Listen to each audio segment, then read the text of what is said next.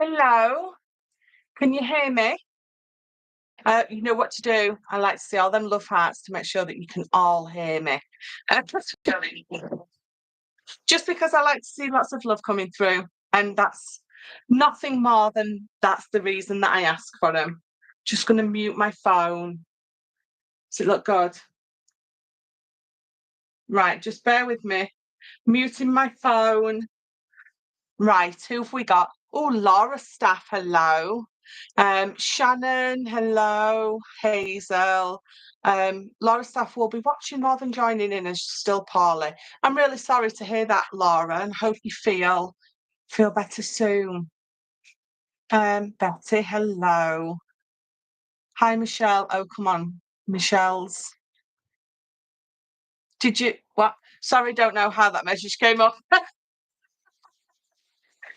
Were you butt messaging me as opposed to butt dialing me, Betty?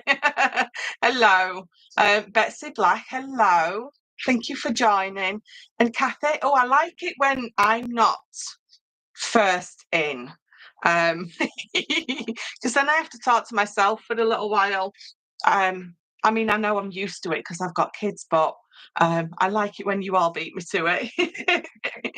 um, so I'm going to try and fit in two tonight. So I've done lots of pre-cutting because I thought, well, why not? It's Mother's Day. Let's get a couple. I know it's not Mother's Day yet, but the live is. I wanted to show you a couple of these, and I wanted to show you the decoration on the front because I always tend to stop.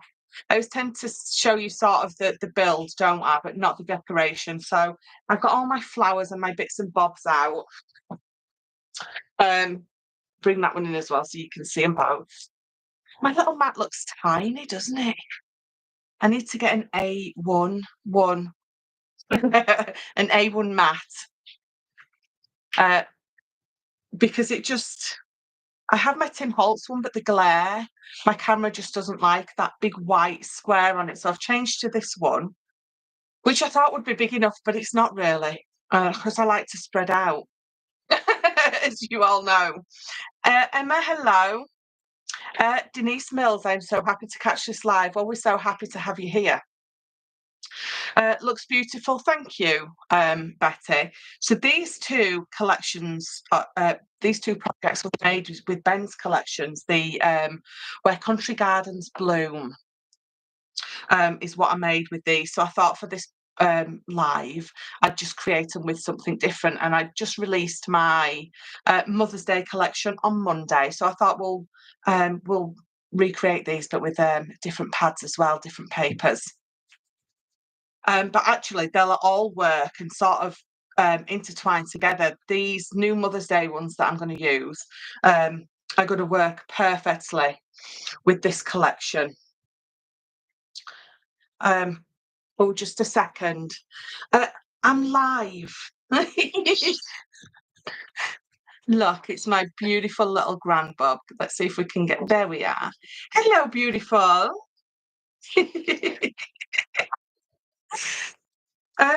I'll ring you back later. Love you lots. Bye. It's become a thing now, hasn't it?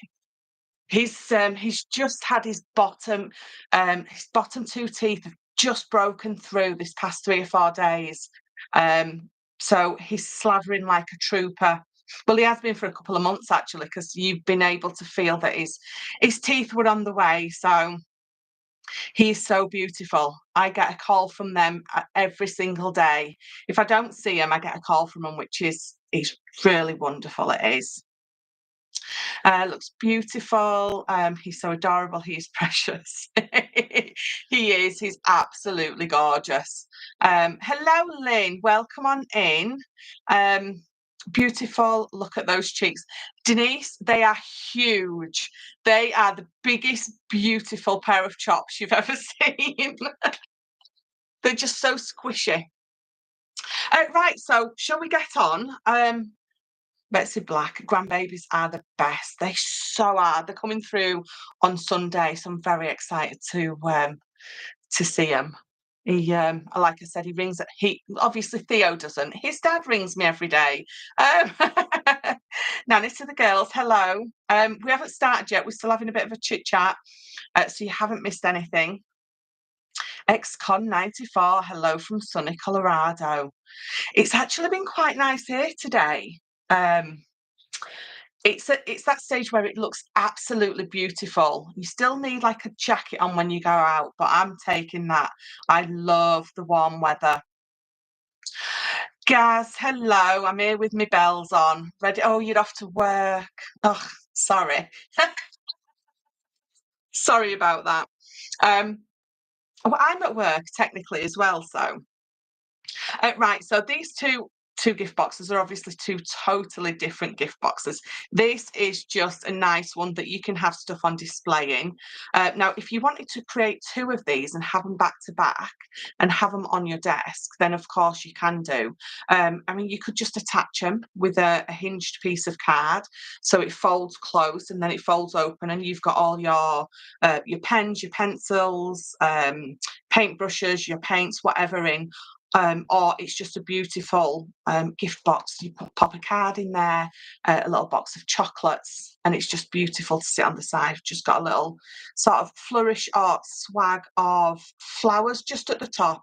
Now, the reason that I wanted to try and finish both of these off is because I want to show you sort of my thinking when I decorate with my flowers and stuff. For instance, on this one, because the sun was there and then I've got the flowers down here, I just thought it'd be lovely to have almost like a teardrop, a dewdrop. Is that upside down? But you know what I mean, sort of swag. It just works perfectly with this. Whereas I don't think doing this here would have worked. And on the bottom, it would have done, yes. But up here, where I wanted them, it wouldn't have worked. And the same for this one. Just having that sort of shape of flowers there wouldn't have worked around this sentiment. So I always find that if you've got a sentiment and you want flowers round it, put your heavier bit to the bottom. So if you're going to have more flowers at one corner, put them to the bottom because it's top heavy if you put them to the top. So I've got 3 flowers there, some flourishes, and then just one at the top. And then this is a die cut. It's an old CC die. I think it came from their year of craft or something like that. And that is, I use that die all the time. I absolutely love it. But I think today I'm going to use this. It's just a little, in fact, I'll tell you what it is. I think it's like, you know, you can get all your bits for doll houses and stuff. I think that's where I got that from. I've had it for a really long time. And it's just a miniature little wooden fence. And I thought it's going to look nice on the box that we're doing today. So that's what we're going to do. And then this is your typical chocolate box gift box because it opens up like that. And again, you can decorate the inside if you want. You can leave it plain. But 2 lovely simple boxes. And then once they're decorated up, they just look so expensive. So let's pop that there. And I will pop that there. Let's move these papers. So these are the ones that I launched on Monday at a moment in time. So that's the background front, but this is the scenes, and then there's so many in there. Absolutely gorgeous to use. That's one of the scenes, the sort of background pieces. Just quickly show you a few more of them while I've got it out. I'm going to be using it. So that's another one of the background papers, and then some more in the smaller size, which I love them. My camera is so much happier up there than in front of me, isn't it? I mean, it's really picking up the colours on these papers perfectly. Absolutely perfect. So that is your backgrounds. And then if I turn these round, this is your A Moment in Time main collection. So we've got all those lovely scenes with mum just having a minute from the madness and mayhem. And there's some more there, look. All framed because I just thought it was a perfect sort of picture moment, isn't it? And then these are the scenes. So you're getting 3 paper pads with this, in this collection, should I say. I'll just quickly go through what the few ones I've got here, because I was spoilt for choice. It was so hard to decide on which ones that I wanted to use. But even in the 12 by 12, they're going to cut down absolutely wonderful. So what I am going to do is, which makes sense really. So if you're watching this live and you are wanting to place an order for any of the papers that you see me using today, then I'm going to give you 15% off. So the papers that I'm using today are a moment in time. So if you want to go and place an order from watching this live, then you can get 15% off of that. So let me try and put them back without throwing everything on the floor. Ignore my my gold, my gilding wax. It didn't come off. Right, so let's bring in some of my bits. Oh, that box is gorgeous. The papers are delicious. Thank you. Love the daisies in those scenes. I do love daisies and sort of wildflowers and, you know, the grasses and things like that. I love that kind of floral display. Don't know where I was going then. Beautiful paper. I need to place an order. Well, the albums are on my page, Betsy. So if you want to have a look at them, they're all on there now. I love the frames and flowers. Yeah, absolutely. Matthew Cox, are you late? I've had a head like a colander. Love it. Right. So let's start with that beautiful chocolate box first. Chocolate box, gift box. So as I was saying, I've got sort of things cut and scored just to make it a little bit quicker. So hopefully I can get both of these boxes done. But I have got, I can find them. I've got my instructions for them both. Got them all wrote down. So let's move it. So what I'm using is just a 300 GSM white cardstock. And this is some CC pearlescent card. I've no idea where it's from because when I used to get all of their papers and cards, I used to unbox them all and I've put them on my shelf. So I just know, but you can get, I mean, CC have got so many of these. And I've got to admit, I absolutely love them. So this is one of those. So no idea which collection I got it from. So apologies for that. So let's start at the beginning and just check I've not missed anyone. I don't think I have. So any questions, pop them on there and I'll do my best to follow them. But you do know that Ben will be running in and saying, read your messages if I've missed one. So Alison, hello. So Alison is one of my, she's a DT member, isn't she? She's on my design team. Very kindly agreed to help me out. So, right. So what you're going to need to start with for the wrap is a piece of card, and I've left it at 12 inches wide and I've cut it down to 8 inches high. And then very simply, you're going to score at 5 inches and you're going to score at 7 on that long side. And that's all you need to do for the wrap. So I'm just going to fold and burnish. Now you can use mount board for this if you want it to feel a bit more sturdy, but by the time we're matte and layered up on the outside and on the inside, you don't really need to worry about it not being sturdy enough because obviously it's going to be. So literally that is the outside. And we're going to decorate it.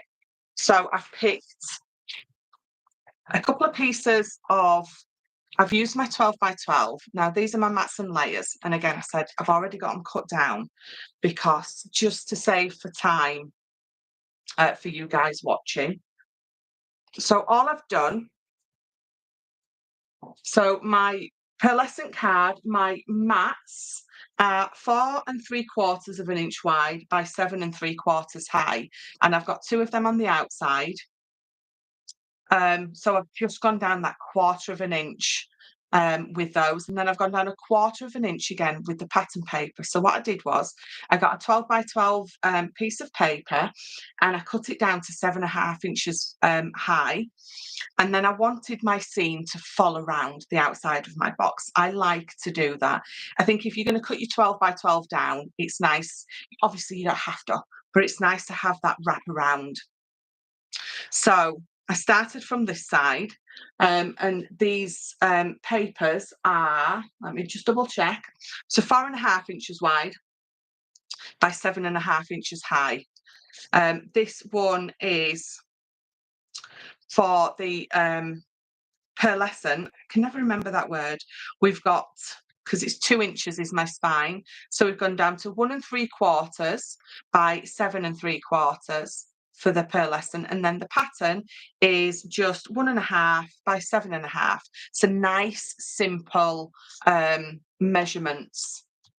Then all I'm going to do is I'm going to finish this one off. We're going to glue that one on. These two are already glued. So I specifically picked this one where she sat on the swing towards the right-hand side of the paper. So I could have it on the front. A lot of the others, the swing is further to that side, where if I'd have used one of those, she'd have been underneath the box. And we don't want that. So let's just burnish that down. Make sure those corners are nice and burnished.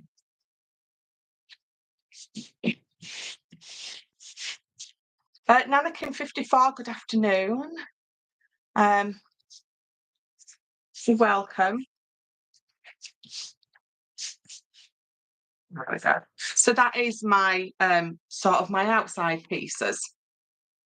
Now for your front piece, you can have this on some foam, so it's raised, or you can just glue it down flat. It's entirely up to you. I'm going to glue mine on the outside down flat, because what I'm going to do is with the inside piece, and again, I've cut a piece of card where my pattern is going to follow through. Now I haven't mat and layered this one because this one is going to go inside the box that I'm going to pop in a minute. So, and this one is from the scenes. This one's from the main collection. This one's from the scenes pad. And again, it's an either or. You can have whichever you want on the inside or outside. It's entirely up to you. We're going to leave that for a minute because my box that I'm going to pop in the middle, will just bring in to show you what I mean. My box that I'm popping in here, the pattern paper inside is obviously going to be smaller than those two. So we'll just adjust the size for that one in a minute. But the sizes for these two are exactly the same as the outside ones. Exactly the same. So down to 7 3/4 by 4 3/4, and then 7.5 by 4.5, and then exactly the same with that. The 1 3/4 by the 7 3/4, and then the pattern is 1.5 by 7.5. So again, then when you open it up, you've still got that beautiful follow through seam. It's one of my favourite boxes to make. It really is. It's so simple to put together. And especially when you've got the follow through of your pattern, it just looks awesome. This one, I'm going to pop on some foam just because I can, and just to be a little bit different. So that's going to go on some foam. Maybe that foam that I've got at the minute might be a little bit too thick, because what I tend to do is if my box is 2 inches deep, or my outside wrap, then I make my inside box. So if I bring this in and show you, so I'll make this 1/8 of an inch shorter. So if my box is 2 inches, then the height of this wall would be 1/8 of an inch shorter. And then when you bring it in and you've got that foam, your image on your foam pad, it just sits snug and beautiful. And again, it's just something a little bit different. You don't have to have it on the foam, but what that difference allows is if you wanted to cut this in half, have the bottom bit on some foam just round the edges, have the top bit, shall I do it on this one? I'll show you what I mean. Have the top bit glued down. It means you can stick a tag in, gift tag or gift voucher or anything. I'll do that. You have to remind me though. Right, so Before I glue these down, decide on your closure. Do you want a little bit of ribbon there? Because I've used ribbon on this one. Do you want some ribbon closing it? See if I can find my ribbon, because I've got everything out but my ribbon, which is, of course, typical. Bear, don't move, bear with me. Although, to be fair, I could use some string. I could use some, oh, I know what I'm going to do. Right, so this is the outside. This is the bit where if you're going to put some ribbon on, you're going to glue your ribbon here, and then you're going to glue your pattern paper over it. I'm not going to use some ribbon. We're going to close it in a different way. So that's my base. That is the spine, and that's my top bit. So let's just get those glued down. Been busy crafting, but now I'm ready for bed. Been up since 2 a.m. Oh gosh. Have you been working? Been up since 2 a.m. I didn't realise that was a real time. Right, so let's pop that on there. Line that up.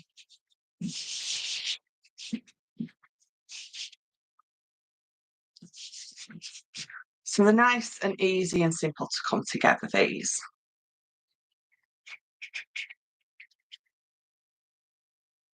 You just need to make sure that you line it all up with each other as you sort of going along. Just gonna lift that up. Make sure it's nice and straight.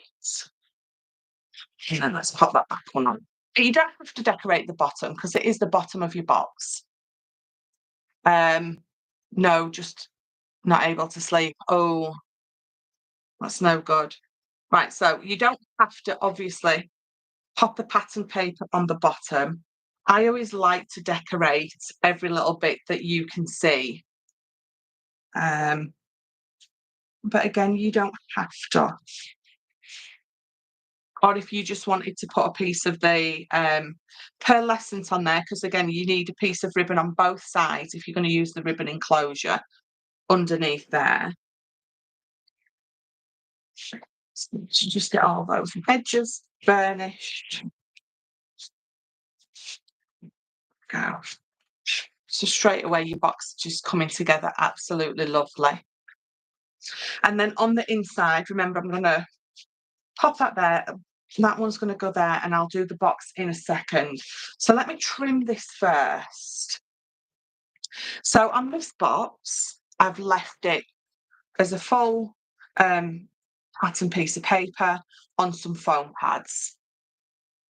But what we'll do with this one is we'll cut it so you can create a little pocket. So I'm going to cut it on a bit of an angle. I'm not going to be specific about anything. What I'm just going to try and do is not cut through the bird and try maybe to get to the top of that flower. So I'm not cutting through that either. So we're going to pop that on there. But what we're going to do is we're just going to glue around the edge. So let me bring in some foam. Right, let's strip down. Oh, that's nearly perfect width, that is. So I'm going to just cut a thin strip because that's all you need. Let's take that off.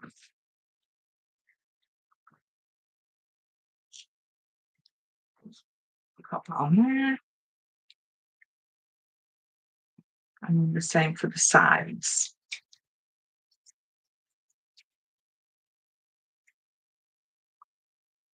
Got two thin strips, watching my fingers. Right.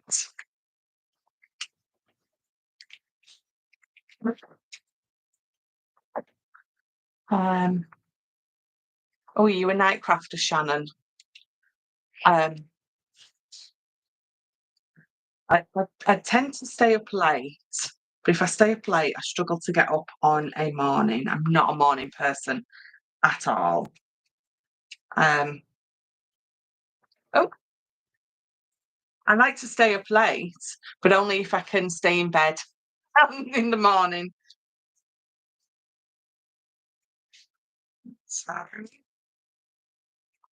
just trim it down just a tiny little bit more. There we go. So what you've got now is just an instant pocket. I've still got some of that height that I want. And then I'm going to glue that one down flat. And what you can do is you can butt them right up to each other. So at first glance, you don't necessarily see that it's a pocket, or you can have them a little bit sort of further apart from each other. That's entirely up to you. It doesn't make a difference. It's just sort of the finish to the design. Now, I'm just going to fight with the other side of this for a minute. It's those. So what I'm using is those big A4 sheets that I got from CC. But I've had some so long that I really struggle to get that carrier sheet off, as you can see.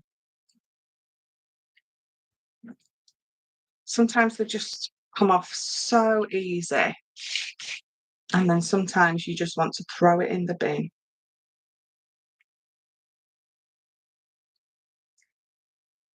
I've got it, there we go. Right, last one. Nearly. Oh, I made a hash of that, didn't I?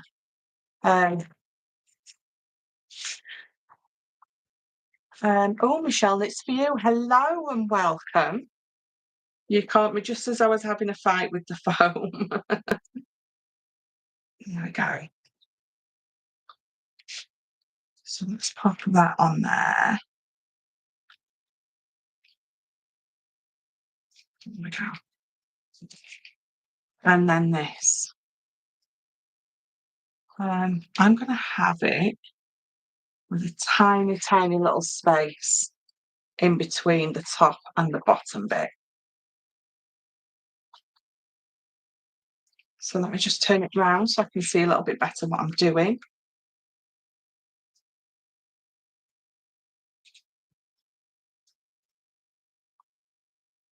Because you still want to make sure that those are all sort of equal still. There we go.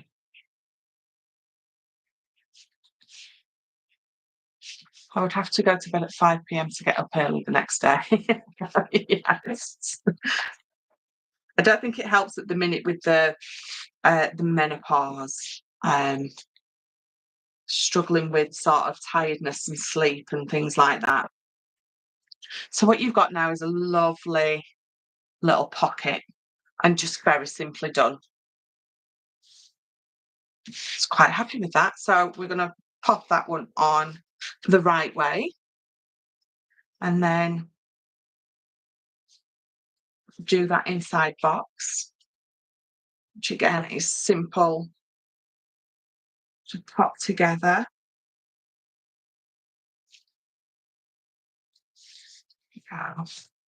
Give that a sec. That's so cool. The little pocket. It is. So just such a simple way to create a pocket. You don't need to be having all your folds from your pad or everything like that. So that's that for now, and I'm going to bring in what is going to be my inside box. So it's 11 inches wide, and it is 8¼ of an inch high. So 11 by 8¼ And what you're going to do is we're going to score it one notch lower than the 2 inches on here, which is 1 7/8. Because we need to allow for either the full panel or just the pocket being on some foam. It just sits together lovely then. So there you go, just score all the way round at 1 7/8 of an inch. And then we're just gonna fold and burnish all of these.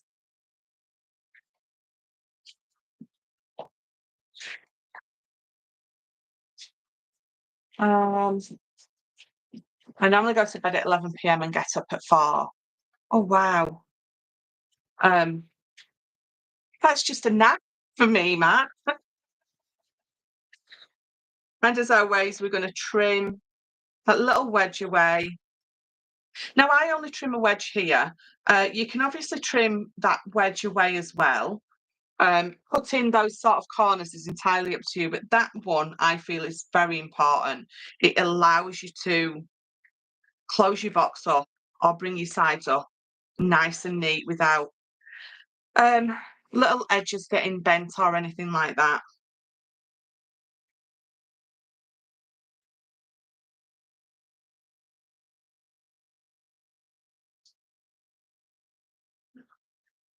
And if I can get away with it, I'm always going to cut the wedge away here, because what I do, I've got my hand underneath and I rest my scissor on my little finger.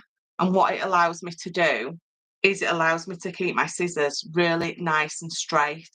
Um, so I've got a lovely, nice straight edge when I'm cutting, because that is the edge that is going to be your edge that you're going to see. So you want that to be nice and straight.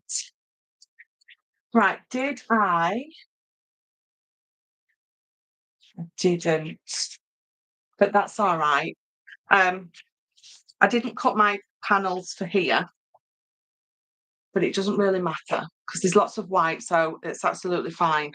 But if you want to cut the panels for these sides, you're going to need, so for these sides, you're going to need a piece of, so I just put pattern paper on, but you're going to be at 4 1/4 by 1 5/8. And then this one is going to be 7 inches by 1 5/8. Look at me, all organised today. Don't know what's come over me. And then, so that other panel that has been cut from the inside that's going to match, obviously it needs to go in here. So I'm just going to trim it down just a little bit to make sure that it fits. And what I'm going to do, so this is 7.5 inches high.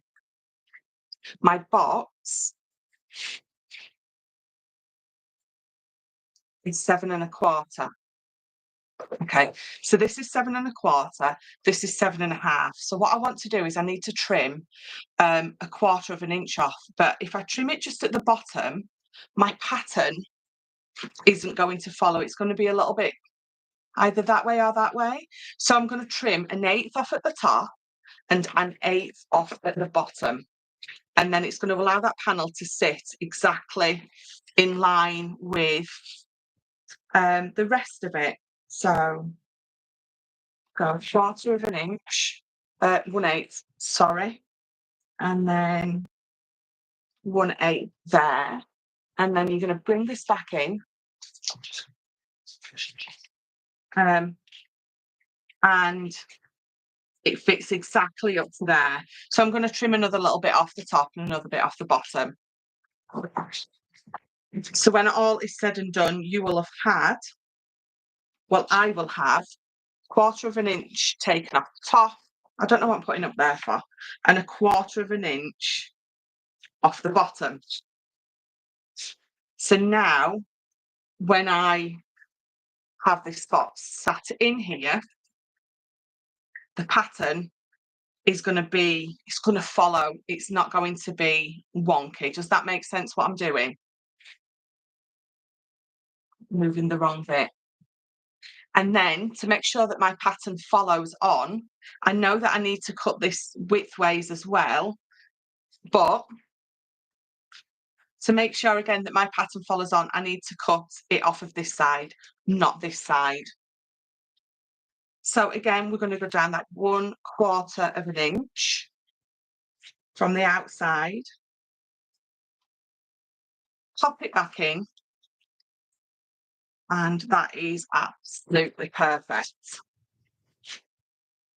So now, when I bring this in and glue it in, my pattern follow on is straight and perfect and exactly what I want. So just need to glue this in first and then we'll glue it together.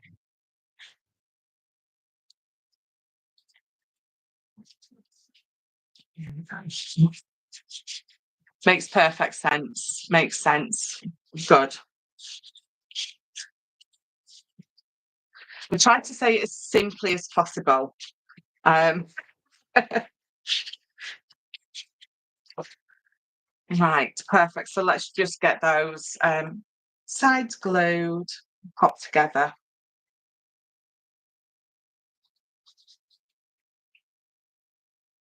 So this glue I'm using is the Jamie Rogers Crafts glue.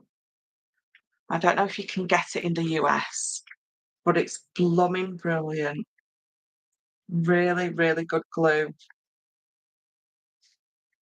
It hasn't made any of my paper or card warp because it's a tacky glue. It's a clear drying one, but sometimes when you use a tacky glue on paper, it can warp it because of the water content.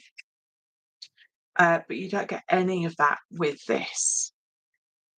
I know I'm not on commission. I should be though.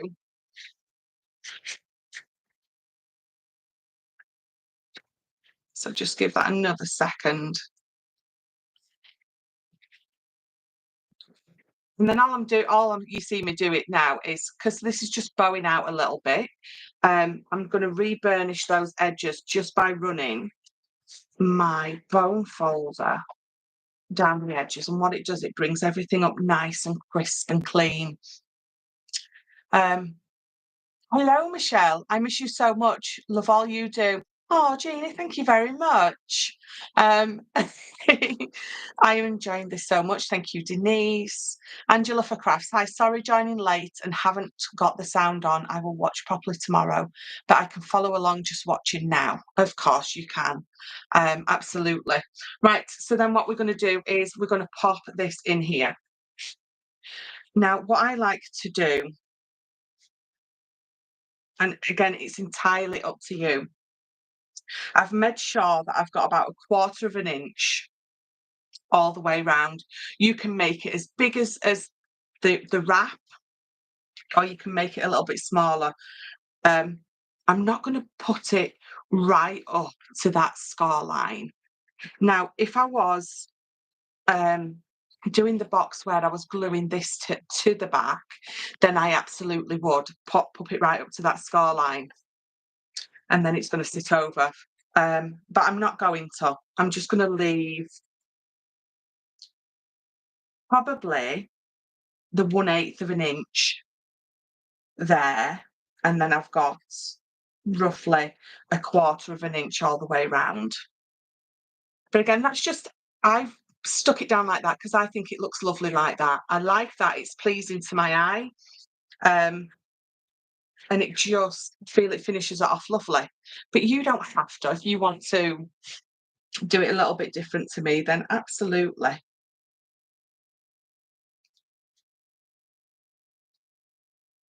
So I'm not going to press it down yet. Turn it all the way around to make sure I've got exactly where I want it. You don't want it wonky. And then we're just going to press. So give it a good second just to grab. Poke and press right in all those corners, either with your pokey tool, because you really want those corners stuck down. Those are the bits that you don't want coming up. So run your pokey tool, your scoring tool. Don't run your pokey tool. You'll pop through the corner, just right into those edges. And then it's going to sit nice and snug. And then when I bring this over, it sits nice and straight. Oh, it's gone a bit wonky because of the way I'm holding it. but it just sits nice and straight and you've got that little space there. What that space allows you to do, if you want, you can have that on foam pads as well. Again, it's just a design finishing thingamabob. Or if you want to have some ribbon wrapped round and then, you know, have your tassels hanging off or something like that, it's entirely up to you. But you've got your box and you've got that beautiful pattern that follows all the way around on the outside. I just think it really makes the full, it makes the best out of your 12 by 12 papers. And again, on the inside as well, you've got that follow through pattern. This isn't wonky because of the way that we cut it, so it all sits absolutely perfectly. Now, I've got lots of white space on mine, so I could pop my pattern paper around there if I wanted to, which I probably will do afterwards. I've give you the measurements, but I want to decorate on the top first for you. So let me bring in a few flowers that I've picked. I have a huge box of flowers. That's my most favourite thing in the world. In fact, I don't even think I can get it, although I can. You can probably see it. I love, can you tell I like flowers? So let me just pick a few from this. So let's bring this in, because I think the other thing I did, I've got this die set. It's just a tag die set, and I've die cut out of the pearlescent and the pattern to sort of follow it through. And I'm not going to glue it down yet because I'm still deciding on what I want to do. On my original one, I'll bring it in for you. There wasn't anything specific like her on the front that I don't want to cover up. This was just beautiful florals. I mean, as much as you don't want to cover them up, but there wasn't anything specific except for this, which you can still see. So do I decide to go up there with it and then put my little sentiment on it and have some flourishes round? I'm not sure. Where did I put my fence? But I definitely think that's going to go perfect on the bottom. Now I've got it curved a little bit because on this one, I've got some tucked underneath just a little bit. Now I'm debating, because I love it when you go to the beach and you see the old whitewashed fence that's sort of broken up and old and weathered and worn. And so that was my thinking with the fence for this one. And then I found that in my stash and I thought, that's going to look great. Michelle, I wish you would do more home decor. Your projects are so amazing. Love following you. The talent you have, I am in awe. Oh, I'll pay you later. Thank you, Jeannie. Thank you. I really appreciate that. I definitely need to do more tutorials where I finish everything off and sort of talk you through my thought process of how and where I put things, definitely. So I've got this huge bag of white flowers. So excuse the noise while I open it. So let me put that to the side. Let's pick some. How do I open you? I can do all this with the crafting, but I can't open a plastic bag apparently. You already pay us by sharing your talent. Thank you so much. Well, you know, I've got to say thank you so much for watching. Because I won't be doing this if it weren't for you guys anyway. So big thanks to you as well. So if you do get any of these silk flowers from anywhere, I know I put some in my kits and they're all a little bit wonky and a little bit bent. Don't worry about it, because all you need to do is between your finger and your thumb, just give them a bit of a rub and it warms it up. And then what I do is I will roll it between my fingers. So any petals that are sort of out of shape, give them a bit of a roll. And let me give that just a little bit more of a roll. What it's going to do, it's going to sit back sort of where you want it to be.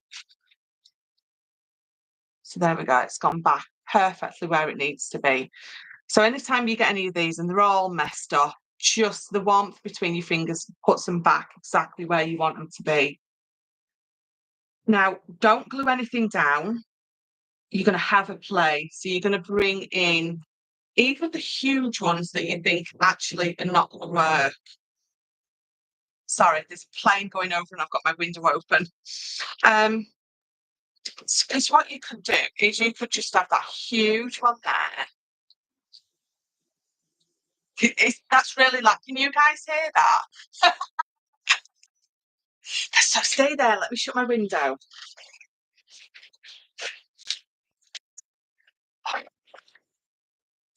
We live quite near an RAF base. And I think they wait to see when I'm going live as to when they start practicing. Right, so it is a little bit too big for what I want, but a huge one up in the corner with that sort of coming out of it, having a bit of a play, actually I think is going to look quite nice. So we are going to go with this. So let's glue this together.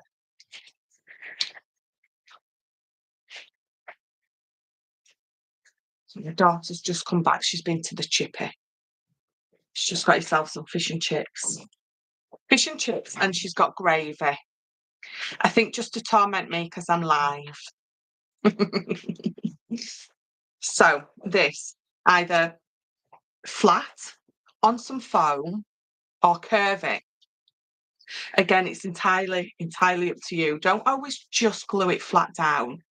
What you want is you want lots of different heights on here. It looks lovely flat, but as soon as you add a bit of foam, it looks even nicer. And then as soon as you maybe give it a bit of a curve and you have it on, push it together and you have it on like that, again, you've got a totally different finish, which looks absolutely amazing. So let me glue this down first. Let's pop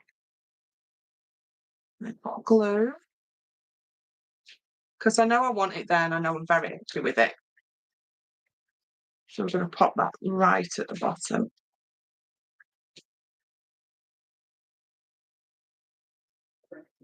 You can see, look, you can still see your feet through the fence.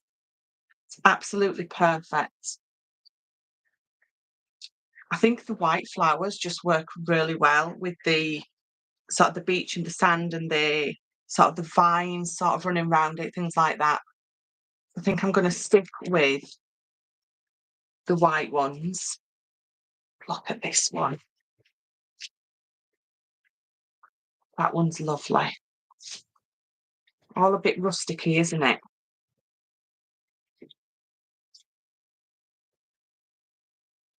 So this is where I'm going to have a play. I'm just going to bring in and out a few different ones, see if they work for what I'm sort of going for. The problem is I've got all these flowers. Oh, is it good now? Oh, good. And I want to use them all. I think that one is absolutely perfect. So you're definitely going to put that on. Can you get any of these silk flowers? They've got that little, that nubbiny bit there. I'm going to trim that off. It makes it stand up too high. Oh, my glue. And then it's going to go right up there. So just give that a second.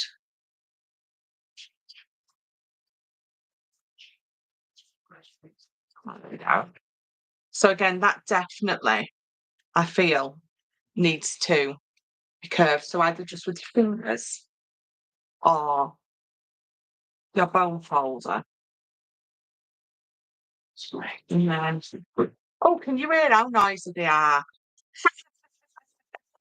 And I think that is going. I might want to tuck it under a little bit more. Oh, I do. So that's going to tuck under there. So now I don't think I need a lot more up there, but do I need a couple coming from behind there? I think we do. And don't worry about putting all those flowers down that one side, because we've got her and she's the focal point, she's going to balance it out, even though there's nothing, you know, big and embellished on the top. So actually, bringing the purple out. Oh, do we think that would? Oh, I do. I think that looks nice. I really quite like that. What do we think? Um, it's looking gorgeous. Thank you very much. So don't feel like you can't do that. There's lots of green running through, so you can bring oh, I like that more. Pick a colour to make it pop. You've got the green running through. I really like the green. Um, I think we're going to go for the green. I need a little sentiment on there. I've lost my little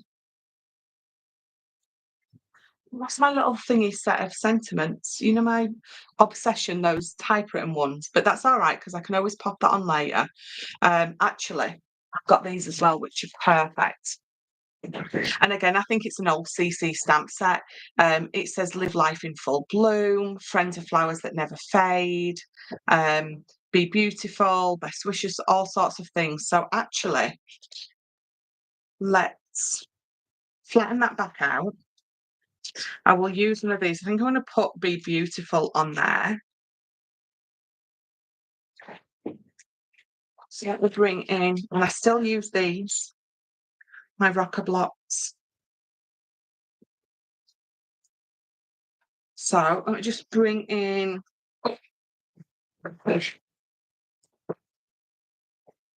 just a black.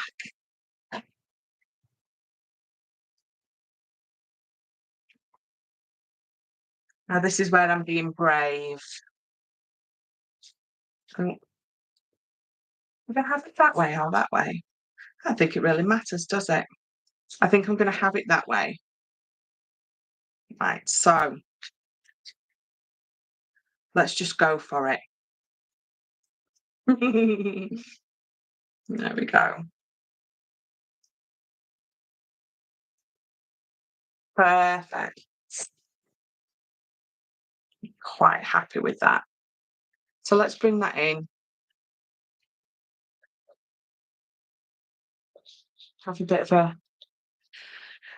a titivation with it. Let me put my lid on my ink. And then I'm going to glue these last 3 flowers down. Again, let's get rid of that little pokey bit. So I'm going to pop that there. And then pop those down. There's going to be little bits from these flowers. They're pinging all over the kitchen. It's all right. The dog will find them for me. He's very disgusted at my crafty mess. You can guarantee if I can't find something and I don't want the dog to find it, he will find it for me. But he's very food orientated, so he knows not to eat. He knows he's really disgusted if he finds something and it's not food. Right.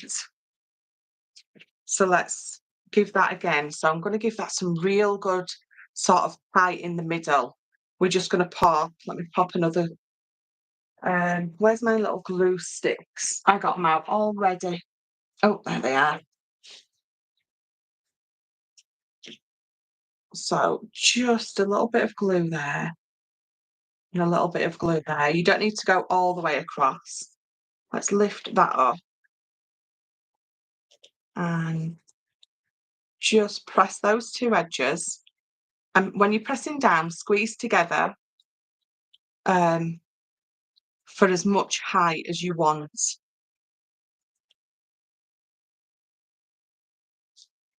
So if I lift that up, can you see how much height I've got on that? Which I'm quite happy with. Right, so do we need just some foliagey bits? It's their official name, foliagey bits. Now I've got these. Now they are like a plasticky material, but they're going to work lovely.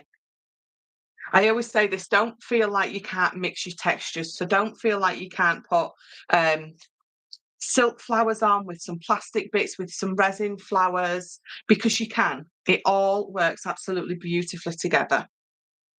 And also, don't get these and think, well, it's not really going to fit, because we're going to trim them down. It's very rare that I'll put a piece of foliage on that is not been cut down in some way, shape, or form. So again, have a bit of a play. I don't want that coming out over her. I definitely want a couple of pieces up there.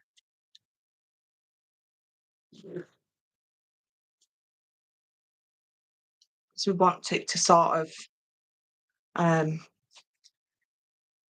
pop you back down, sort of go around it, sort of cuddle it almost. And this bottom one, I think that needs to go there. Well, this is the bit that I enjoy the most. I get a little bit lost in this. Um, it's just a lot of fun. Now, I definitely need to add something, because what I've got here is I've got this big flower in the corner, and then I've got two really long thin bits, which look lovely, but you need to add something to them to make it look, or make it not look like a big flower and two long pieces of foliage. So what I've got is these tiny ditsy flowers. Now they're going to work absolutely perfect. So instead of it going from big to thin, what you've got now is you've got a lovely graduation. So let's pop that just under there. And then I'm going to pour another one here. Let's get that colour. Oh, let's get the green.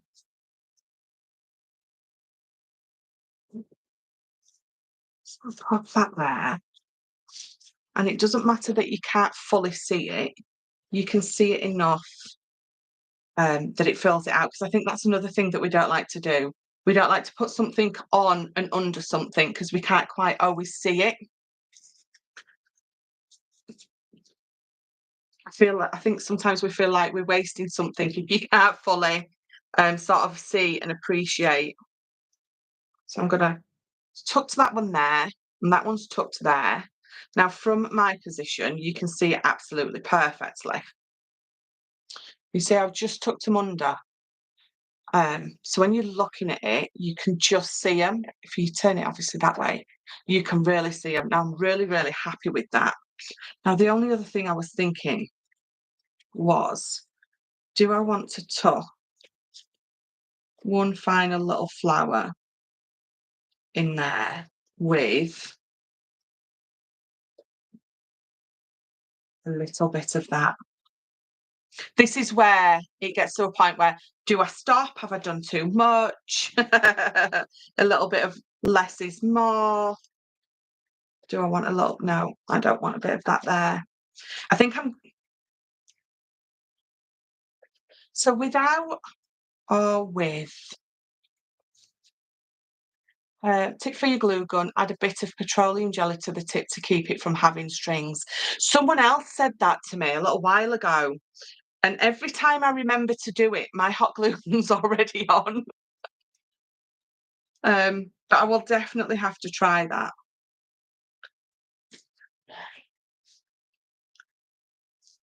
No, I think I'm going to leave that like that for now.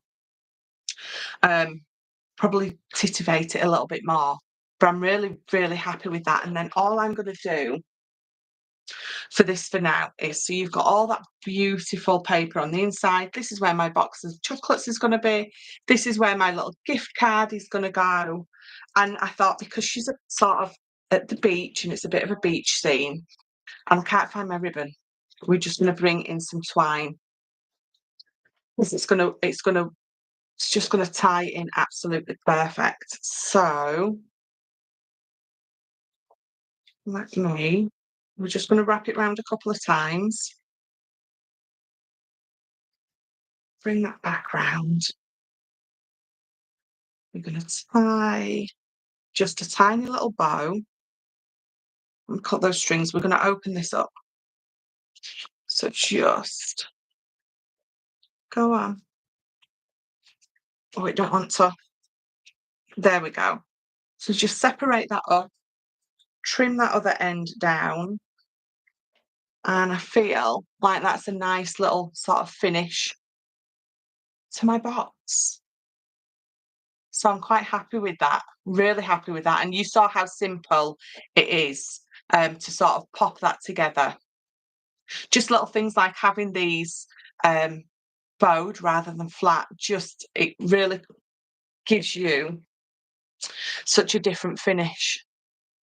Now, how is that not just a perfect gift box for Mother's Day? So simple to go together. It really is. Right. I'll just push all my flowers to the side. I'm not going to tidy anything up. Right, I'm going to grab a little quick drink of pop. It's looking gorgeous, like the pop of colour. Stunning project. I need to start buying fake flowers. Yes, you do. The thing is, so I mean, I've got some of these. You can buy these everywhere. They're just, I don't know what they call it. It's like a pick, isn't it? A pick, and it's got loads of flowers on there. And I'm obviously not going to use that as it is, but it's got these beautiful tiny ones on there. You've got loads of leaves. You've got loads of weird bits of foliage on there. And obviously you're going to be able to cut those down.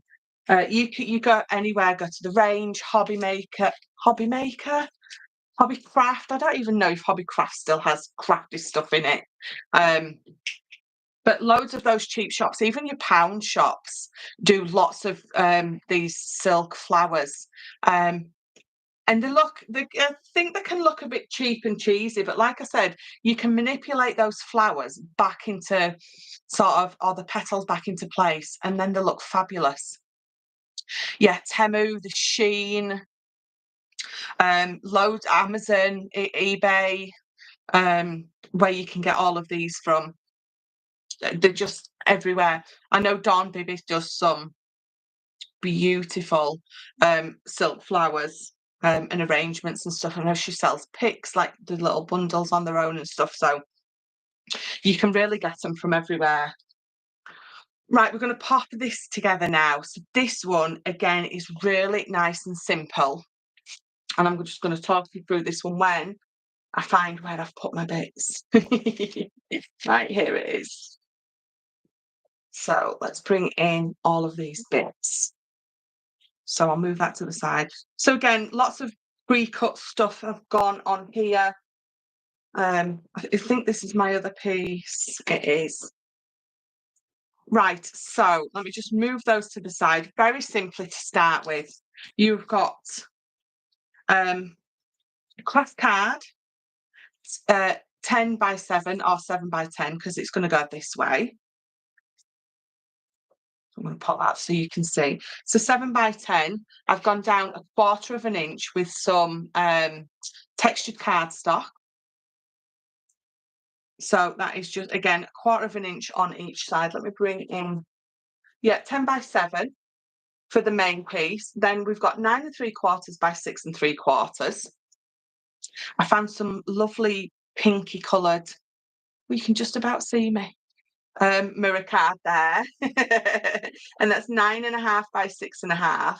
And then my pattern paper is 9 3/8 by 6 3/8. So literally all I'm going to do, we're going to mat and layer these together.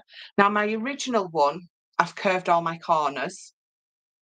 On this one I haven't. I've curved the two main pieces, and then I'm going to leave these square. And again, it's just a bit of a play about with,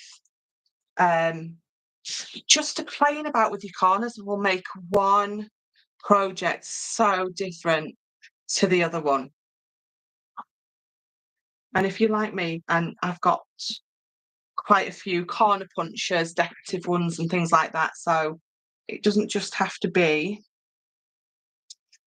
plain corners.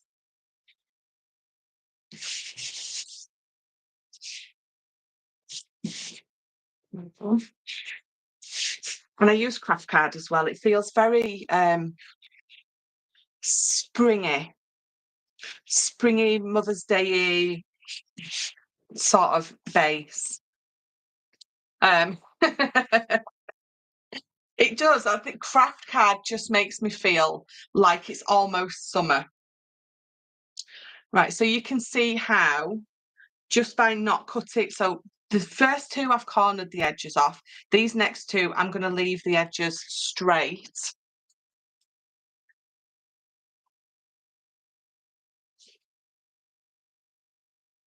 Because it's just about adding all those tiny little touches different from one project to the other.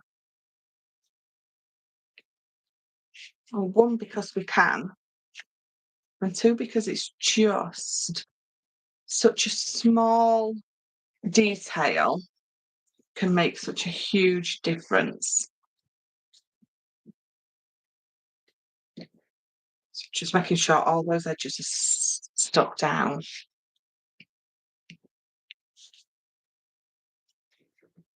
So if you've got mirror card and you've glued it down and you don't want to use this to go over to burnish because you don't want to mark your mirror card because say your mirror card is going to be on the top, all you need to do is either bring in an extra piece of card or paper and you can give it a real good burnish that way.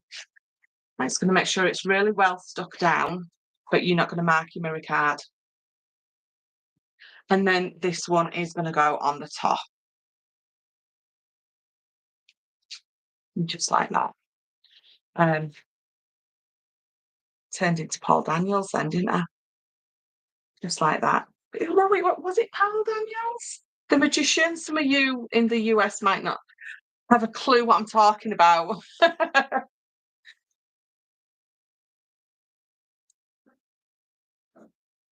Just like that. No, it was Billy Connolly. Diane Pulling, good evening, better late than never. Never even. Less 45. Leslie, you're late as well. That's all right. I don't think there's ever been an occasion that I've been on time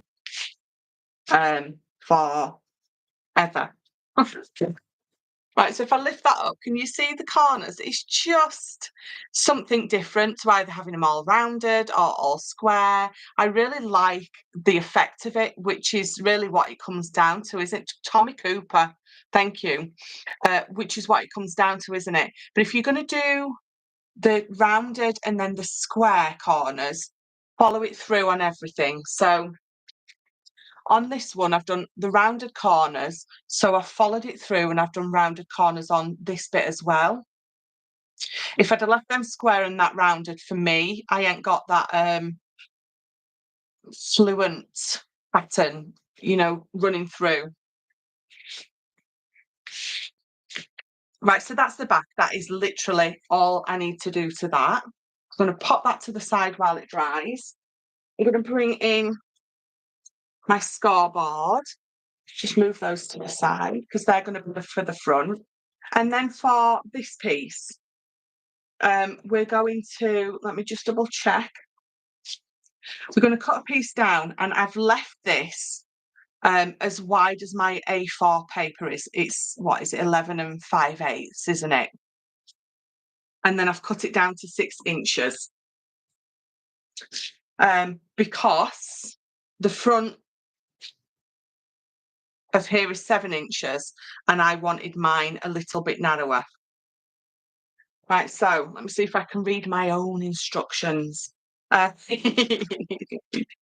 craft card. So cut right, score on the long side, 1/4 inch, 2 3/4, and then we're at 8 7/8, and then 11 3/8, and that gives you the tiniest tab at the end. And then we're going to turn it round, and we're going to score on the short side at 3 inches. Is it right? It is right.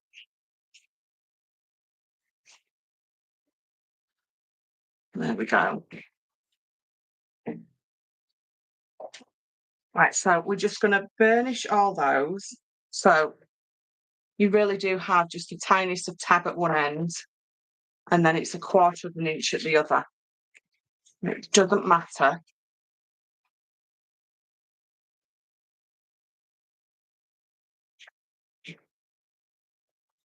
Oh, wait a minute, I forgot to score line. So we're going to score at 3 inches on the short side, and we're going to score at 5.5. So 3 inches and 5.5 on that short side.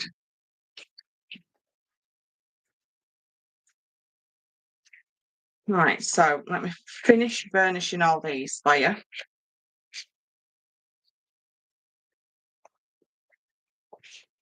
Because then what you have, let's bring that one that way. So you've got on that one. So you can see how that's sort of the front. And then this is going to be the base. So this is where we need to just trim some little pieces away. So this is my 3 inch bit, which is going to be the front. So we're going to cut that away all the way down here. So you've just cut that bit away. I'm going to do the same at this side. I'm going to cut that whole side wedge away.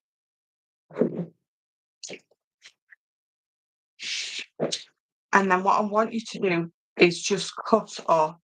So you've got that 1/4 inch, and then so up to your second score line, we're just going to cut straight up.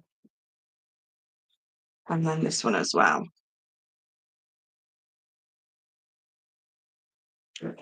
So then you can see what's going to happen is that's going to fold in, and that's going to fold up. So I've straight away, that's all I've got. These 3 pieces here are going to glue to my back, and that's it.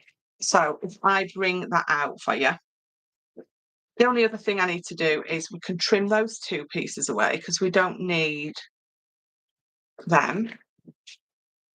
So if you are creating something like this and you're having a bit of play with dimensions, do exactly what I'm doing. Just have a bit of a play. Cut one little piece at a time. Trim one little bit away at a time,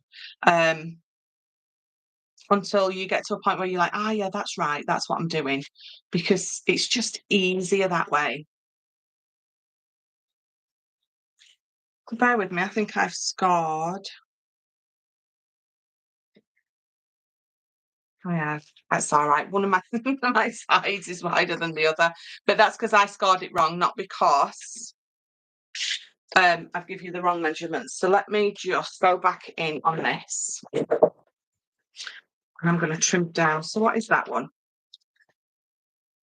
2 1/4. So 1 2 1/4. So then all I need to do now, so I'm going to trim that bit away. And then I'm back to that being sort of my tab piece. There we go. So I've still got my 2 tabs and then my 2 sides. So let's just fold that over, and then Again, bring that over, having a check that I'm where I should be, and I am. Right. So what's going to happen is that's how it's going to sit on there perfectly. Oh, right. So because I'd cut one of these too narrow, I need to trim the bottom. But again, that's just because I did it wrong on my scoreboard, not because I give you the wrong measurements. So let's pop that there. Because now this is too wide. Your base can't be any wider than what your sides are because when you fold it up, it's not going to match. So what have we got? 2¼ we wanted, didn't we? So all I need to do is just score that further up now. And then trim that excess off. So you can see why I say always bring it together first before you glue anything. Because if I'd have glued that, I'd have wasted it because I'd scored it in the wrong place. So now it's perfect. It's perfect. Let's just trim these down.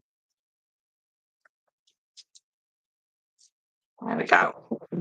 And then before I pop it together, we're going to bring these in. So these are my pieces for the front. So you can see that I've got that sort of pattern following through where I've got the curved corners and the straight matting layer that's going to go on the front. And then that. So these are, again, so you've got 5 7/8.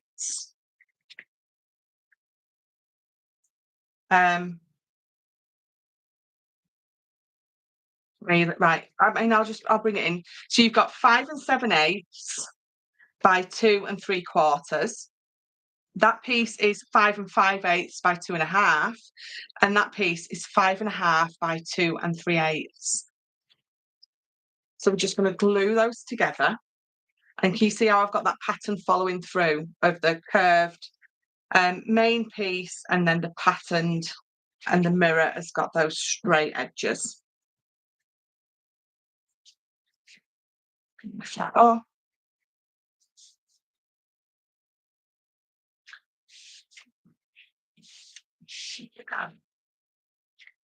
and then on here as well.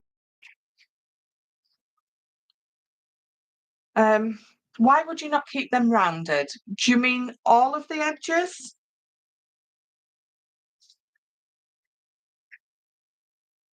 Sometimes it's just nice to mix the corners up. And I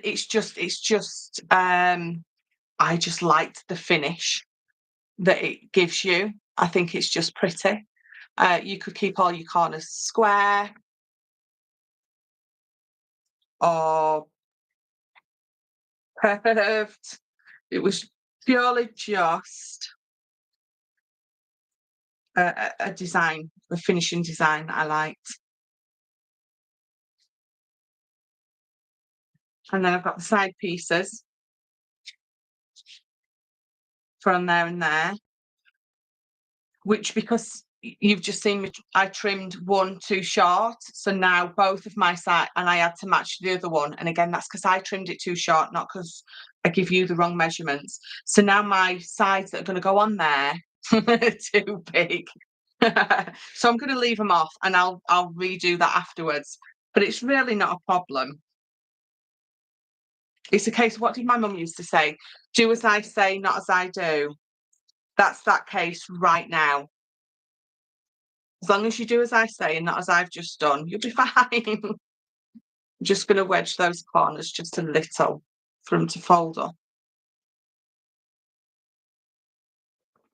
Yeah. So I'm going to glue my 2 tabs in first.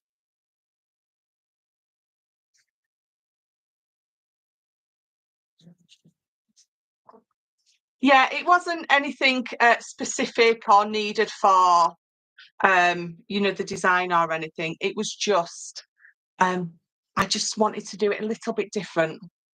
And I think sometimes it's just having a play. When I was doing my mats and layers, who asked Jeannie, when I was doing these mats and layers earlier, I was just having a play about and I thought, oh, that looks nice. So I just went with it.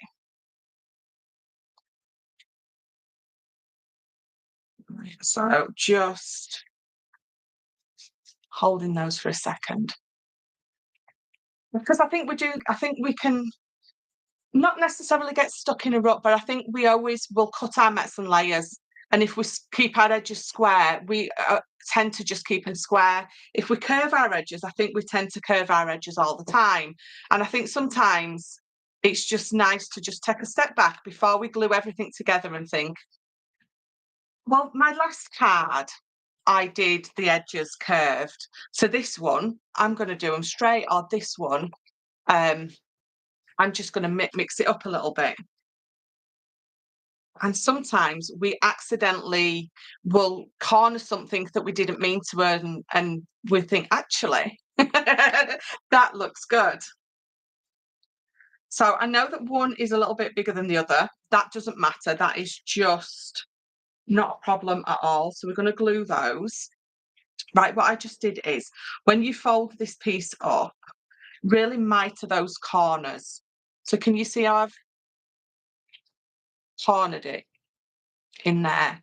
Um, Corner these, so when this comes down, cut it on an angle, and the same with this one. When it comes down, cut it on an angle, and these two as well. So when you are gluing it, you haven't got bulk in this corner. The mitered corner is going to sit together rather overlapping, and then you haven't got that bulk going on when you add this box. So I'm going to line yours up right at the bottom if you want to. What did I do with the others? I lined it up right at the bottom, which is probably best if you're going to be putting something in it that's maybe a little bit heavy. So I'm going to use my mat. I've got this in between those, well, 5 and 12. Put it down to, whichever's you can find the middle. And then when I'm popping this on, I can really judge that I'm getting this right in the middle by following my score lines. So excuse me, I've got the hiccups. I tend to get the hiccups if I talk too much, which is all the time.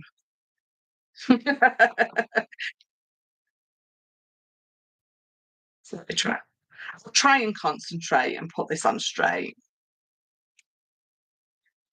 He just keeps moving. Come here. Right.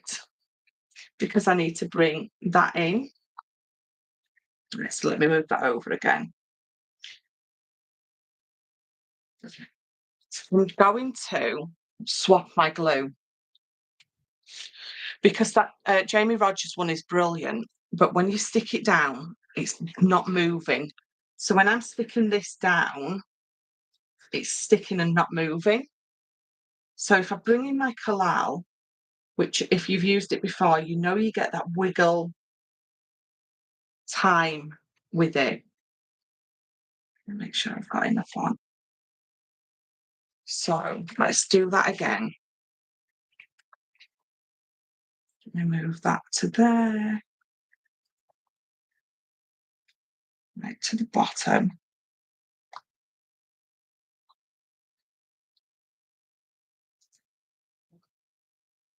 There we go. That's so much better. Right, I'm going to hold that bottom piece. I'm going to spin it round and I'm going to wiggle these sides straight.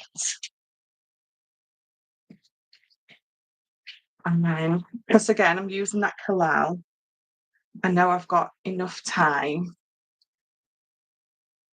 to move it all about. So what I'm doing now is I'm pulling this bit down because it's not quite level with the bottom of this.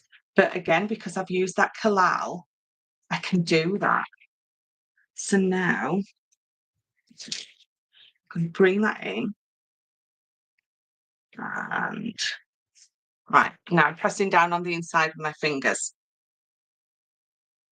Now, because I'm trying not to get my head over, it's just taking me a little bit longer. You at home, when you're making this, don't need to worry about your own head going over your own project to be able to see what you're doing. Obviously, if I put my head over, you can't see what I'm doing. So give it a good burning. Stand it up, make sure you're happy with it. I'm happy with that. It's all level. And then the only thing is you've got those two tabs that you can see. If I bring this one in, all I did was I cut 2 pieces of pattern paper and covered those tabs up. So we find a piece of pattern paper. So this is the edge that I've cut off. 1/2 inch, because that's as big as that tab is. And we know it's 3 inches high, so let's go 1/2 inch.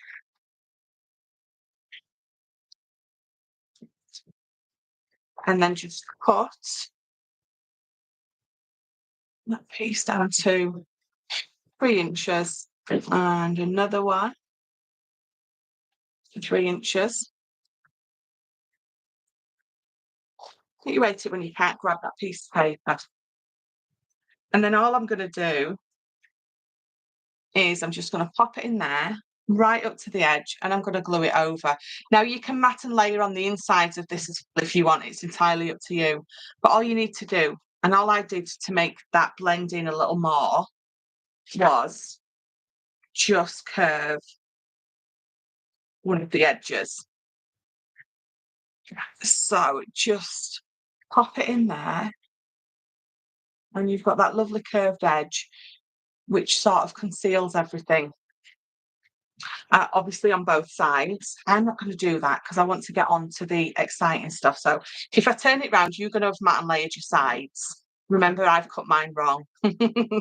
So now it's bowing a little bit. So you've got to remember I've got all that weight on there and I've got all that glue on there as well. So what I will do is once it's dried, I bring it to the edge of my table. I know you can't quite see, and I'm just going to curve it down on the edge of the table, just like that. And what you're going to do is you're going to get a nice, lovely straight back then. But I always tend to wait until my glue's dried. You just need to tease it back straight. That's all. Put your scoring tool in it. Thank you. So there you go. So I've got that darker bit at the front. I've got that lighter bit at the back. Now, I probably should have done this before I added my box, but it really doesn't matter. You probably will do. So to get the handle, we find my pencil. Again, they're CC, but you can get little wooden frames from anywhere. So I've got that. Decide where you sort of want that handle to go. Again, let's pop it here so we can get it right in the middle. So I'm going to use that score line there to line that up with. And then with my scissors, we're literally just going to trim that away.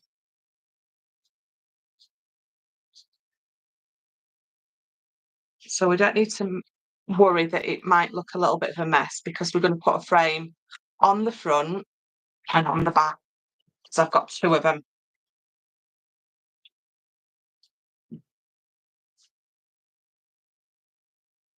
And again, you don't need to worry about that being straight either because bring this back in. And if you cut it sort of right, it's going to cover it all up. I need to just cut this a little bit wider. So it's hidden. And then let's get rid of that. I'm going to pop that there. I think I'm going to leave these natural. I inked my other ones up in a colour to sort of match. I actually think the natural looks quite nice. I think it really works with the sort of the grasses and the wildflowers. So I'm going to bring in my hot glue and I'm going to hot glue around there. Start throwing it on the floor then. Right. And then, there we go. Again, I'm still going to try and use that line to make sure that I've got this on straight. And then turn it over. Now you can see it's a bit of a mess, but of course, once we put this one on and we can just line it up with the handle in front, it just covers up all that mess. So again, bit of hot glue, just line that up. Make it a good squeeze. And then that's your handle. And once you've got it on, if you think, actually, I want to add some colour or some ink to it, you can still go on and do that. Right, so what have I got? This. You are blooming wonderful. And I'm gonna put some of that on a strip of foam because I think that just sits lovely there on the front. In fact, I'm not, I'll just use my glue. You saw how long I fought with that that foam earlier. We'll not go through that again. That there. So pop that on, and I've got time to wiggle that around until I'm happy with it as well with the hot glue. I think that's central, isn't it? So I'll give that a second. And then that's it. That's all I've really done. Obviously, you know, I haven't done my sides. We'll not keep mentioning that though. Just looking for the lid. Right. Oh, it just wanted to curl up a little bit because it's that hot glue. Right. And then for this one, so I'll bring this one back in just quickly to show you. I did that lovely swag there because I had the sun there. And to be honest, I don't feel like I needed, you don't, it looked weird if I put flowers all the way round. It looked beautiful, just a swag. Almost like, you know, when you've got a handbag or anything and you've got the key ring, the keychain on it, it hangs to one side and it just looks pleasing. So that's the sort of way I went with the flowers. Now I've got this lovely wild flower again because I thought it tied in really well. I've got some of these which are just a beautiful colour-wise. They work really well. And again, you know how many flowers I've got here next to me. So start with the biggest one. If you're going to use 3 the same size, then absolutely fine. But if you want to put one on that is a little bit bigger, start with that one. Pop that there. Let's use a couple of these. What did I do with my scissors? I don't know, but I found some others. So again, I'm going to trim those buds off.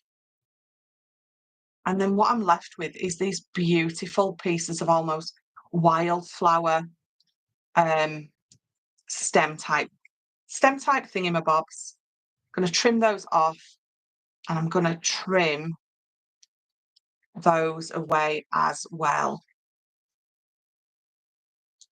Because it's always so much nicer for you to be able to just build that sort of floral scene up yourself than trying to adjust, you know, one that's already sort of set. So big flower to the top, 2 underneath. Nope, don't like that. Maybe that, or I quite like that. The rose didn't work because these are wildflowers and the rose isn't, so I'm not going to use that. Oh, look at this one. So do we think that? I think we do think that. So we're going to go with that. Let's move these off. So again, let's trim those bottom bits off that just tend to get in the way. That one's already gone. Which one did I say? Oh, it was that one, wasn't it? Right, let's bring that hot glue in again. I'm going to pop that there. And then this one's going to go underneath. 3 is always so pleasing. Your odd numbers always going to look so much better than your even numbers. I don't know why it does, it just does. And what I'm going to do is I've got one there and then I've got one here and here. So they're not next to each other, they're staggered. Again, it's more pleasing to your eye. I didn't make that rule, but it works, so we're going to use it. Because, and then I'm going to cut 2 of these off. So these little daisies are just perfect. And we're going to tuck under. Lovely. So again, don't be afraid to tuck flowers under where you can't really see it all, because you can still see it, but it just completes your design that you're going for. So and I've put those 2. Again, you can sort of see how I've staggered them sort of to that side. They're staggered like that. If I just, I think it looks lovely. I hate saying about my own work, oh, that looks great. And then I've got these, so I can either use these or the leaves. And I actually think those leaves, I might want to use one there. And again, don't glue these down until you've sort of decided where you want to go with them. And then, yeah, I think we'll do that. So let's pop that one under there. But sometimes you might spend absolutely ages just trying to get it right. But that's my favourite bit, I've got to say. Making sure that I've got it just how I want it to be. So let me just put a bit of glue there. And then you've got that lovely flourish coming out of the top. And pop one more in. And well, I tell you, my daughter's just brought her plate in that she had a fish and chips on. Smells so good. Right, I'm quite happy with that. Because again, I've got almost that sort of it's not it's an upside down teardrop, isn't it? But I've got that it's not a perfect circle because I've got the, so if you have done it and you feel, oh, it's too circly, that is the thing, trust me. Add either a little bit, a bit of a flourish there. Let me lift it up so you can see it a little bit better. So it's just beautiful. It's almost like the thing is, if it is for Mother's Day, you've gone to all the effort of making a beautiful floral display, a flower display, and a gift box, and the card that's going to go with it as well. But you've got these. Let me trim that down a little bit. You'll find that on loads of you sort of fake flowers that you get these lovely little flourishes that are just going to work beautifully. Tuck that. Right, do we think that looks a little bit better with that hanging out a little bit? I think it looks nice either or. I'm going to take it out. So I'm sort of done really. That is, if I bring in the other one, obviously that one's a lot brighter in colour because the paper was, and I've just used the flowers to match. But if I bring it in, you can see I've got a little flower there and there as well, and I use lots of those flourishes on there. but I think they both match their sort of backgrounds absolutely perfectly. Oh, I've thoroughly enjoyed the show. Thank you, Michelle. I do 3, but never sure what sizes to use. I mix my sizes up. So I must admit, these 3 are exactly the same flower, but this one is really tight. It's a lot tighter than the other 2. So it gives you the impression that it's a different size. If you're going to want to use 3 exactly the same size, can you see how I've staggered them? And I've done it with that as well. Just stagger them, just offset it a little bit and have a play with that. But yeah, 3 is absolutely perfect, but just staggering it if they're the same size, it just looks a little bit different. I don't want to say a little bit nicer because that makes me sad. I don't want to diss anyone who does that. But for me, that I feel it looks nicer if they're a little bit staggered.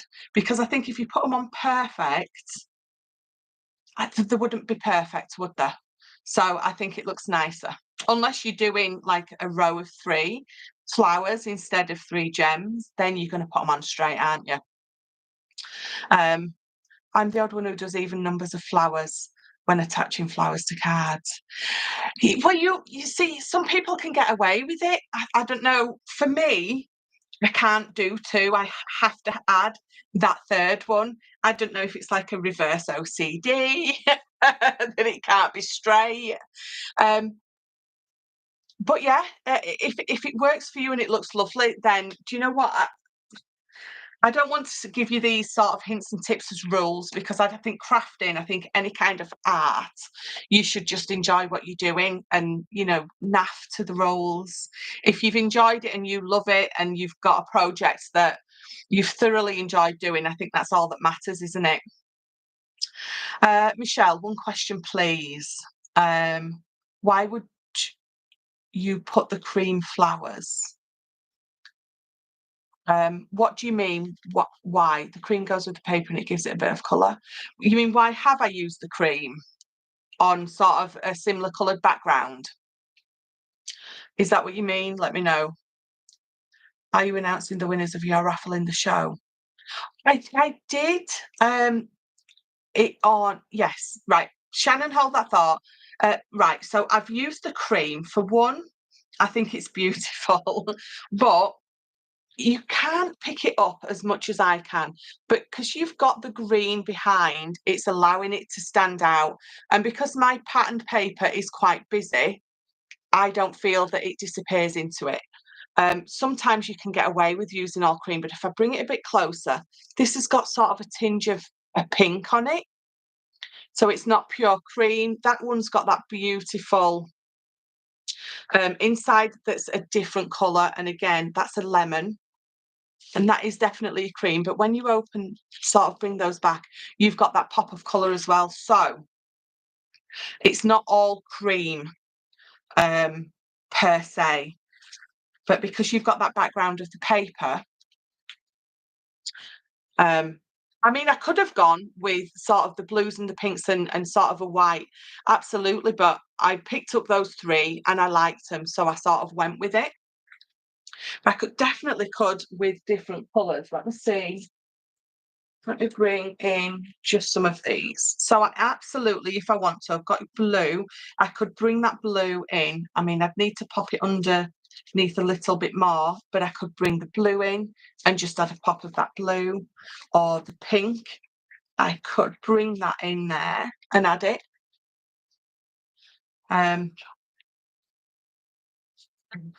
Racing Tiger. Hello, sis.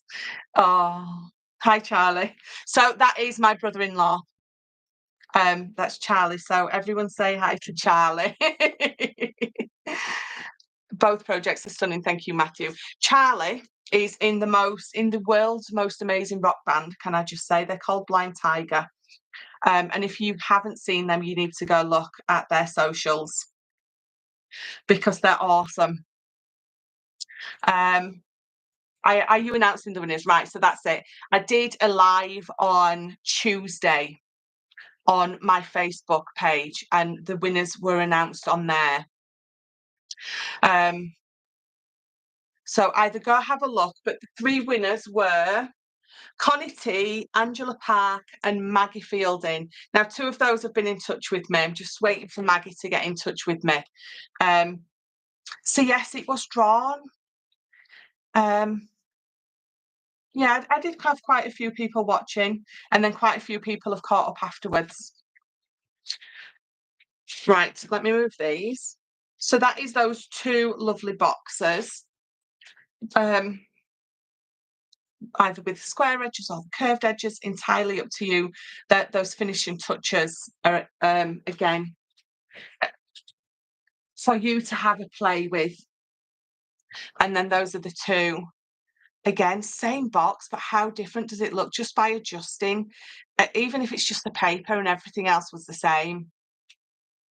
Lots of hi Charlies. Charlie is the one who's got the most beautiful twins.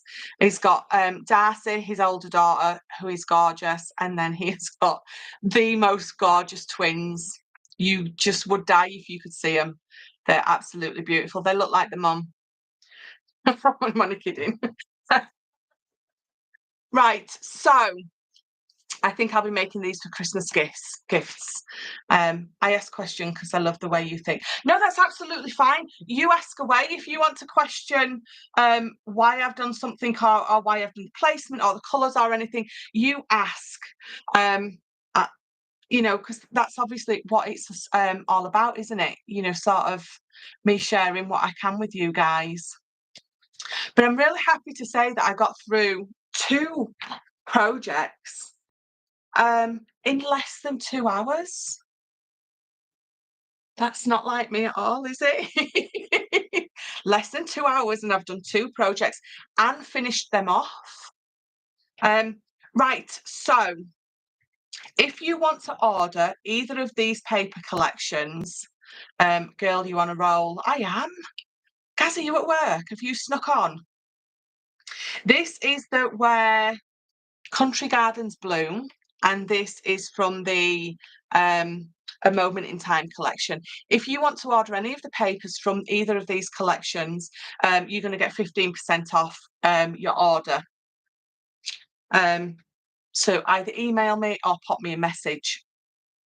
And I think we'll do that going forward. Whatever collections I'm using, we'll have a cheeky little discount on it. And then you can get them a little bit sooner and be creating I've got hiccups again, sorry. Creating the projects. Yes, they will make perfect Christmas gifts. Absolutely.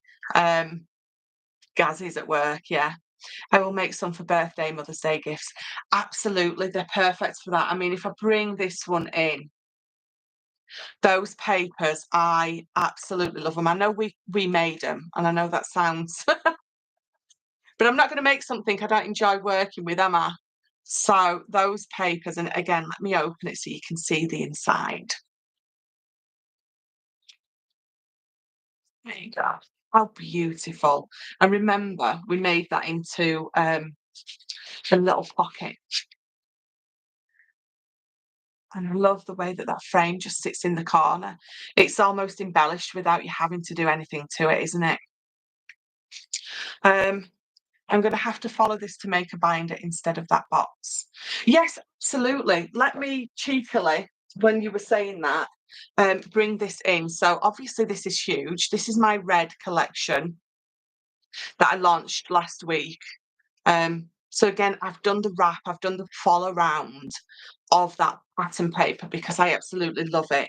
But on the inside of this one, what I've done is I've added one of those, it's like a magazine holder style shape, isn't it?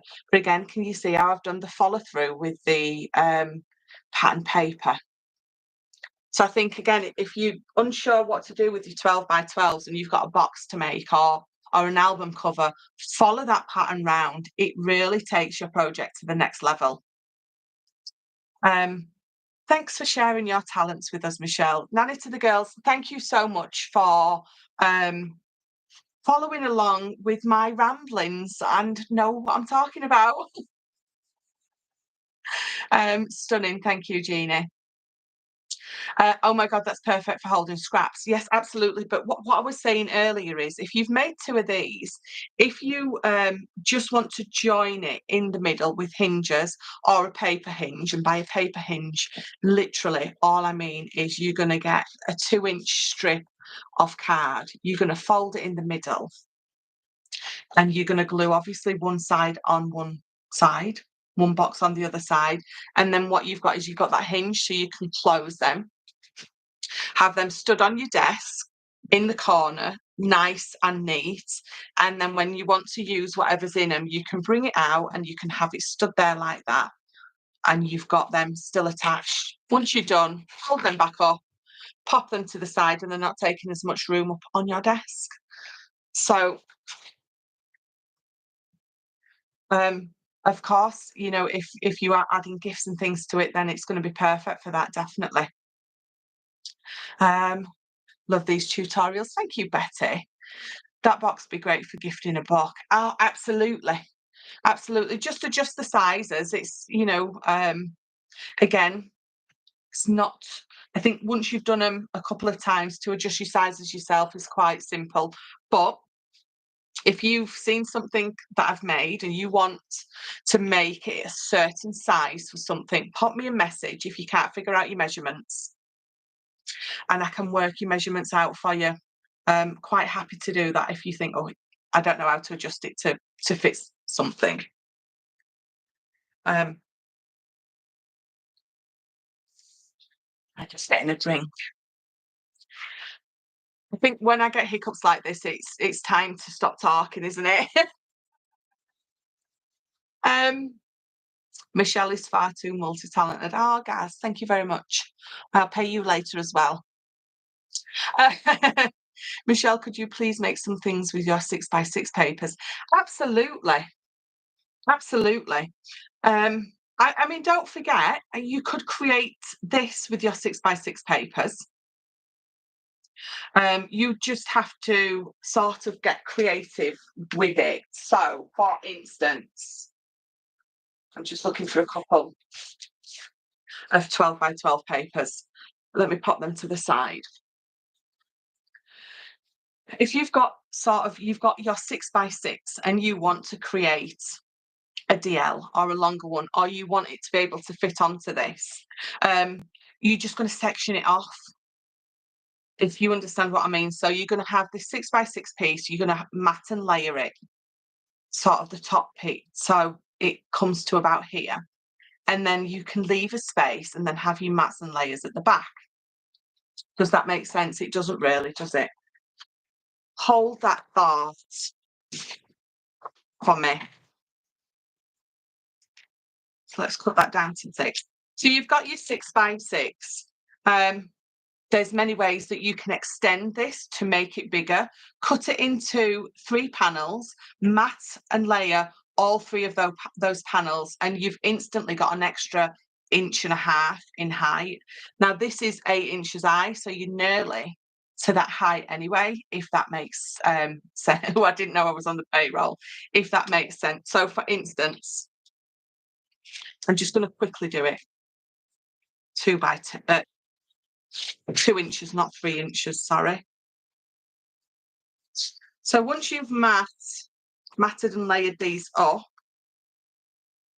you're instantly going to gain height and you've still got that beautiful pattern. But what I also like to do, I'll do some projects with my 6x6s. But what I think looks really nice is, so let's cut this down to 1.5 inches, 2 inches.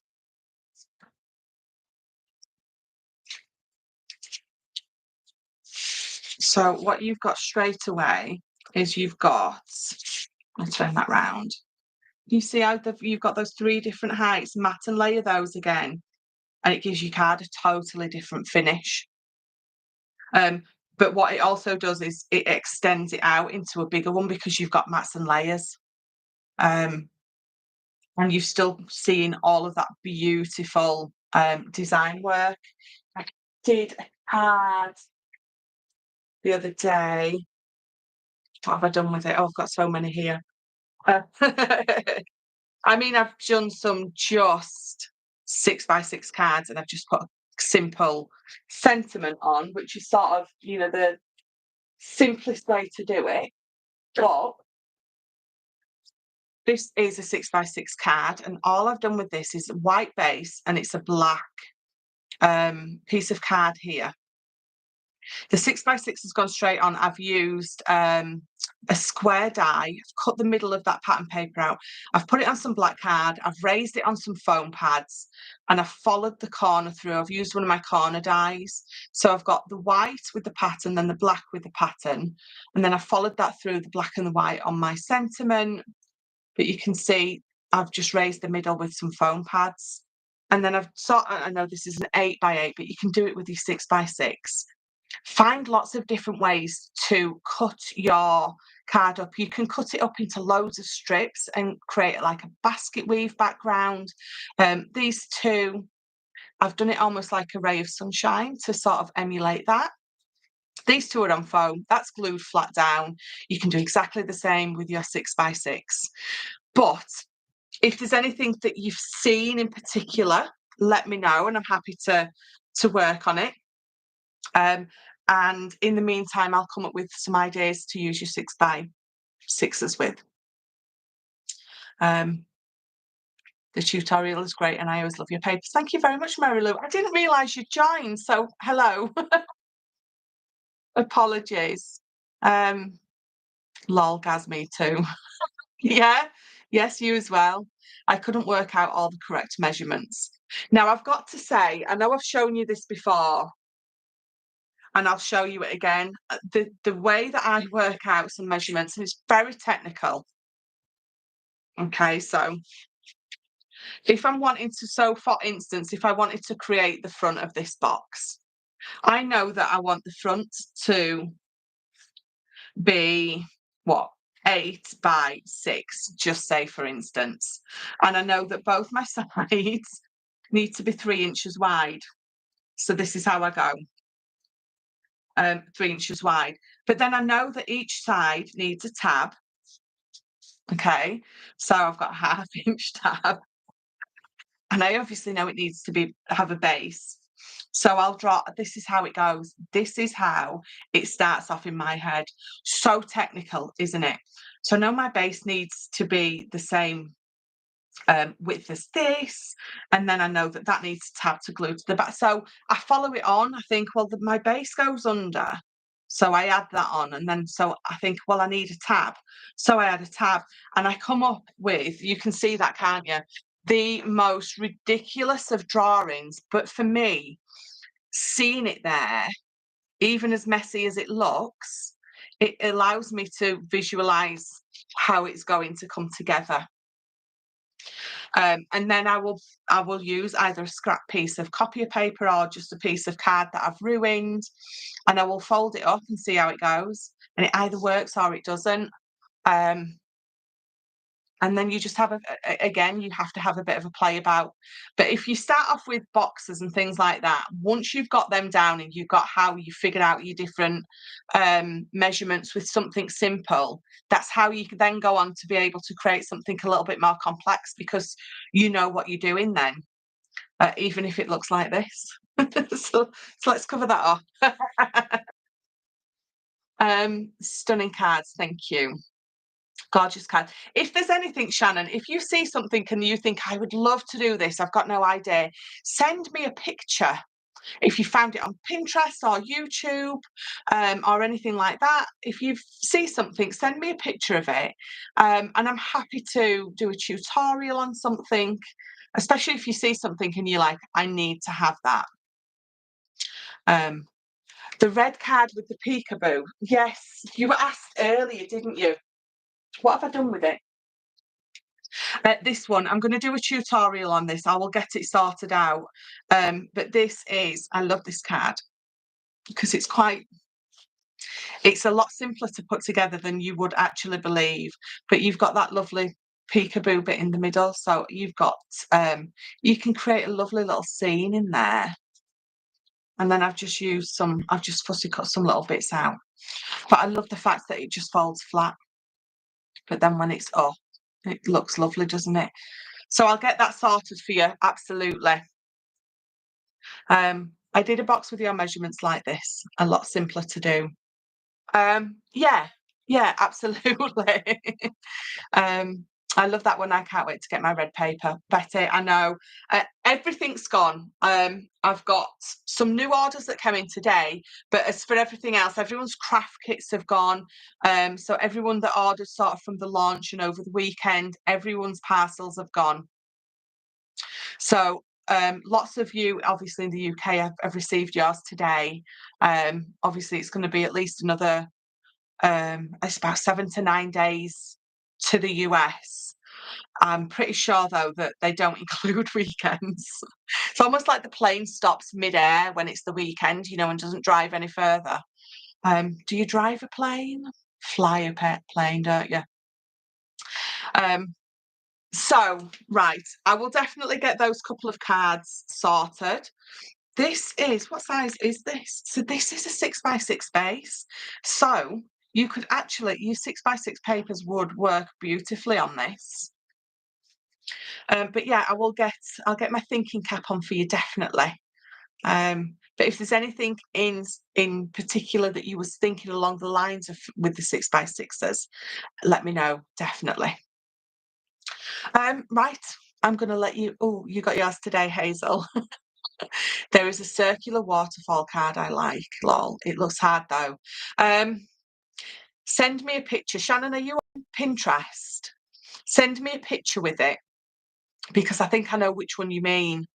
Um, it looks hard though. Are you talking about, so there's two. Are you talking about the one where it goes round, obviously, because it's a circle, but with all the waterfalls? You know what I mean. Michelle, the HD girl I was asking about the other day, showed up on Hobby Maker. Oh, the Hunky Dory girl.